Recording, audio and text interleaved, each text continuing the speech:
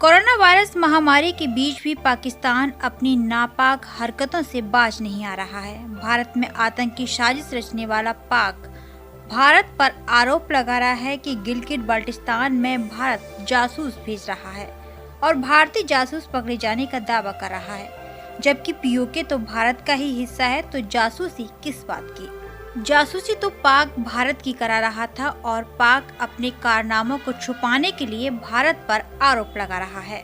हर मुद्दे पर भारत से मुंह की खाए पाकिस्तान को जब कुछ समझ नहीं आता तो भारत पर आरोप लगाना शुरू कर देता है, जिसे कोई महत्व नहीं देता। आइए दिखाते हैं आपको कि किस तरह पाक मीडिया उल्टा चोर कोतवाल को डांटे वाली कहावत को चरितार्थ कर रही है।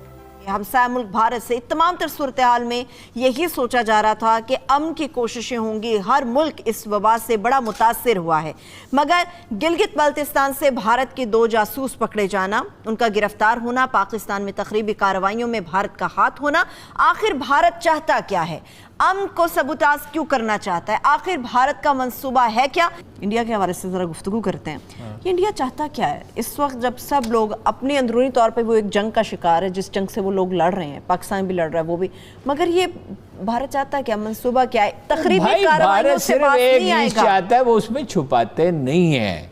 अजीत दोवल की वो तकरीर लोग भूल गए जो 2 साल पहले हर मोबाइल पे पहुंच गई थी कि हम तालिबान को इनकरेज करेंगे और उनकी मदद करेंगे अफगानी की। देखिए ना, वो मामा कदीर को हीरो बनाया ना जी, उसका भी इंटरव्यू मौजूद है मेरे मोबाइल में कि जी मोदी ने हमारी मदद करनी है तो असला वैसे तो बलूचिस्तान में अल्लाह के फजल से निमट लिया गया, लेकिन बाद नहीं आएंगे। उनका प्लान क्या है, जिसमें 74 में ANP के लीडर भी शामिल थे, वो जो हजरत नातमाम है किताब जुमा खसूफी की, उसमें सारी तफसीलात मौजूद हैं। उसमें इंडिया था, उसमें उस वक्त रूस भी शामिल था, अब तो नहीं है।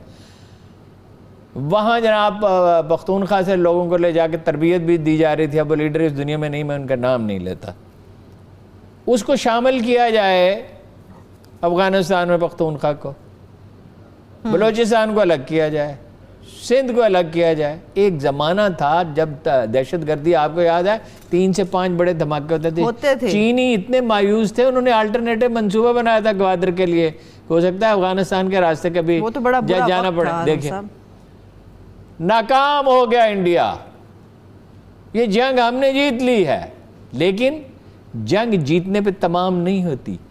जब आप जंग जीत के फारग होते हैं, फर्ज कीजिए 2 लश्करों की जो पुरानी जंगें होती थी, फिर भागते हुए दुश्मन का पीछा करना पड़ता है। अच्छा, अब कमज़ोरी कहाँ है वो मैं आपसे अर्ज करता हूँ। देखिए NDS कह रही है, उसकी तफसीलात भी अगर किसी वक्त का मैं सारी बयान कर दूंगा, नाम तक लेके बता दूंगा। CA वालों से कह रहे हैं $20 मिलियन दें, इंडिया से कह रहे हैं $10 मिलियन दें। ये अभी जनरल बाजवा साहब हो गया है अफगानिस्तान से, और कोयला मंडी में वहाँ धमाका हो गया, ठीक है। और ये अभी जासूस उसकी तो हो रही है तफ्तीश। उसकी जब तक तफ्तीश ना हो जाए, जो बंदे पकड़े गए हैं, तो उसमें मैं हतमी राय नहीं देता। कई तरह के एजेंट होते हैं। तो ये जो खातून मोहतरम हैं जो सियासी लीडरों के बारे में बयान दे रही है, मेरे तो इनके बारे में भी ये ख्याल है, पता नहीं किस किस के लिए काम करती हैं, खुदा जाने। तो ये जब तक तफ्तीश ना हो ना किसी मामले की, ये हम इंडिया के अज़ाइम के बारे में हमें कोई कन्फ्यूजन नहीं है।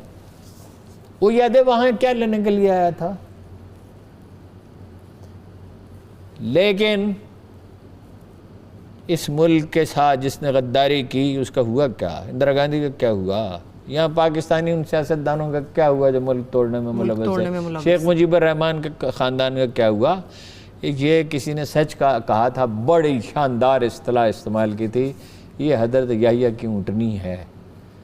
इस मुल्क को जिसने तकलीफ़ पहुँचाने, ये नहीं हम ख्वाब अपने सो जाएँ ये सोच के कि अल्लाह हमारी मदद करेगा। अल्लाह भी उन्हीं की मदद करता है जो अपनी मदद करते हैं, ठीक है ना। वो आम आदमी की तो आप बात ही छोड़ दें।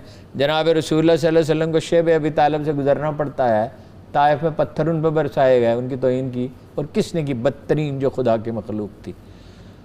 उनकी शहादत का मंसूबा बनाया गया, उनके साथियों को हिजरत करके हबशा जाना पड़ा, फिर मदीना मुनव्वरा जाना पड़ा। आसान नहीं है। पाकिस्तान के दुश्मन पर पाकिस्तान का करम बहुत है। हर अब किताब छप गई है, मैं किसी वक्त उसकी तफसील आपको बयान कर दूँ। इंडियन जर्नलिस्ट ने लिखी है कि मुंबई का सारा ड्रामा इंडिया ने स्टेज किया, उसमें पाकिस्तानियों को इस्तेमाल, मुंबई हम लोग का, हाँ मुंबई का जो वही जो ड्रामा था, کشمیر بڑی حد تک ایکسپوز ہو گیا ہارون صاحب.